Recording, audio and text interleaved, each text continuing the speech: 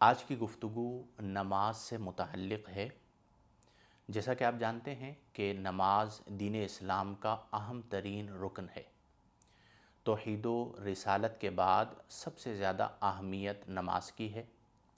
قرآن کریم فرقان حمید میں کثیر مقامات پر اور احادیث مبارکہ میں احادیث متواترہ میں بھی کثیر مقامات پر نماز کا ذکر موجود ہے۔ آج جب ہم اپنے معاشرے پر غور کرتے ہیں بلکہ اپنی ذات کو ہم سب دیکھ لیں تو نماز میں کہیں نہ کہیں سستی نظر آتی ہے، اور نماز کی سستی انسان کو گناہوں میں مبتلا کروا دیتی ہے۔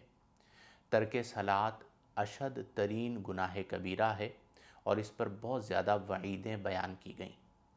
نبی کریم صلی اللہ علیہ وسلم نے فرمایا کہ الصلاۃ عماد الدین، نماز دین کا ستون ہے۔ فمن اقامہا، جس نے نماز کو قائم کیا، فقد اقام الدین، اس نے دین کو قائم کیا۔ ومن ترکہا، جس نے نماز کو ترک کیا، فقد ہدم الدین، گویا کہ اس نے دین اسلام کو منہدم کیا۔ 5 نمازیں ہیں، فجر، ظہر، عصر، مغرب اور عشاء۔ ہر ایک نماز کا وقت مقرر ہے۔ ان الصلاۃ کانت علی المؤمنین کتابا موقوتا، کہ بے شک نماز ایمان والوں پر وقت باندھا ہوا فرض ہے، یعنی ایک ایسا فرض ہے جس کے لیے وقت کو مقرر کیا گیا۔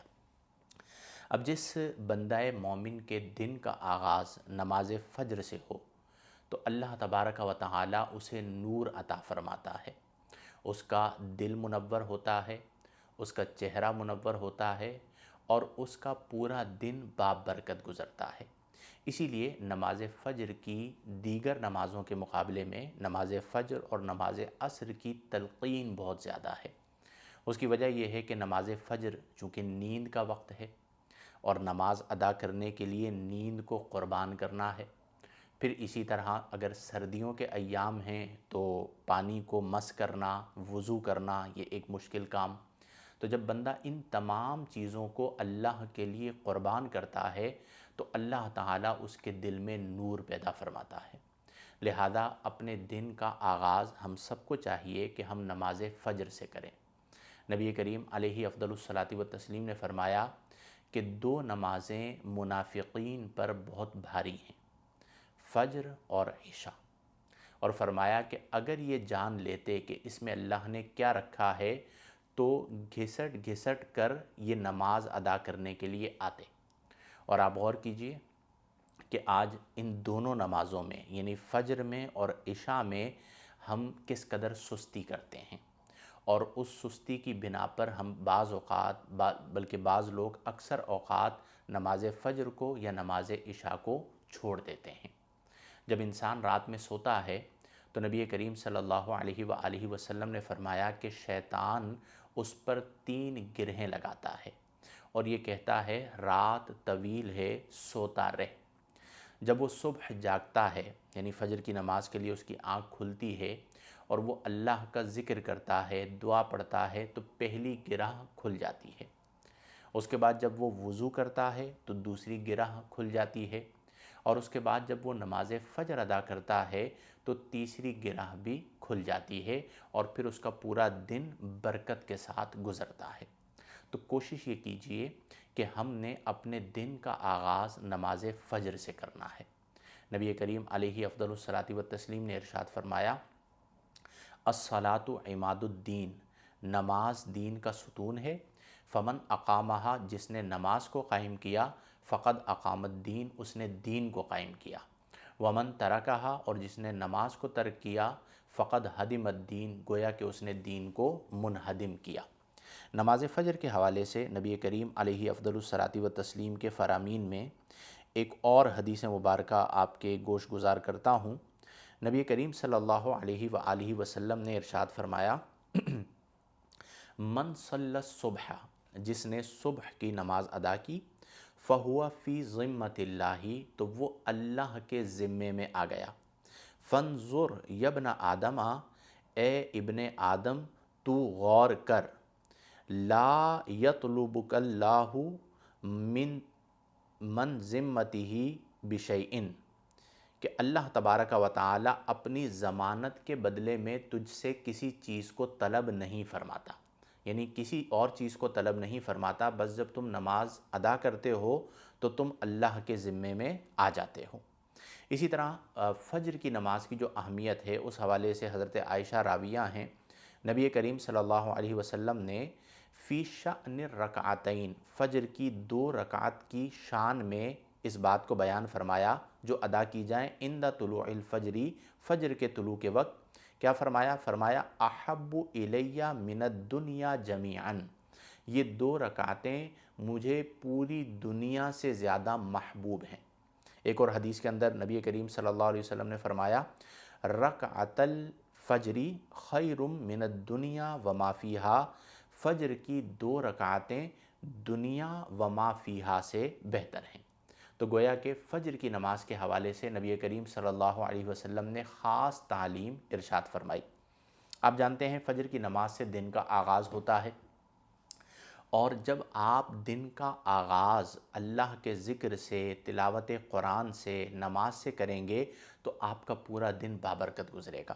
اب فجر کی نماز ادا کرنے کے بعد ظہر تک ایک طویل وقت ہے جس میں خواتین گھر کے کام کرتی ہیں، مرد حضرات روزی کمانے کے لیے جاتے ہیں، محنت کرتے ہیں۔ اب جب وہ تھک چکتے ہیں اور ظہر کا وقت آتا ہے اور پھر وہ ظہر کی نماز ادا کرتے ہیں تو وہ ظہر کی نماز انہیں مزید روحانیت عطا کرتی ہے۔ آپ نے دیکھا ہوگا کہ عام حالات میں بھوک لگ جائے تو چہرے کا رنگ فک ہو جاتا ہے، لیکن حالت روزہ میں یعنی رمضان المبارک میں جب وقت عصر اور مغرب قریب ہوتا ہے تو شدید بھوک ہوتی ہے، لیکن اس بھوک کی وجہ سے اس کے چہرے پر ایک یوں کہہ لیجئے معصومیت سی آ جاتی ہے، ایک حسن آ جاتا ہے نیکی کا۔ اس کی وجہ یہ ہے کہ اس کے باطن میں اللہ تبارک و تعالی نور عطا فرماتا ہے جس کا اثر اس کے چہرے پر ظاہر ہو جاتا ہے۔